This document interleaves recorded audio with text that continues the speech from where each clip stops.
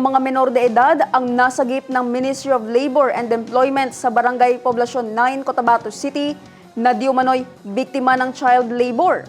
Ang News Now sa report.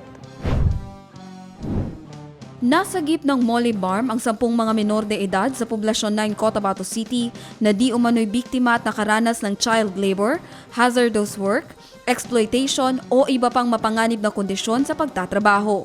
Ang pagkakasagip ng mga ito ay sa pamamagitan ng Bangsamoro Child Labor Sagip Program, tulong ng International Labor Organization at ng Cotabato City Social Welfare Office gamit ang Child Labor Monitoring System.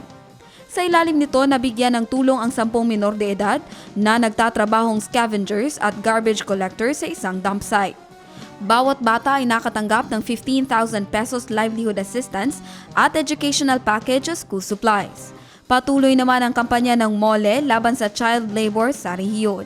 Jen Garcia, iMinds, Philippines.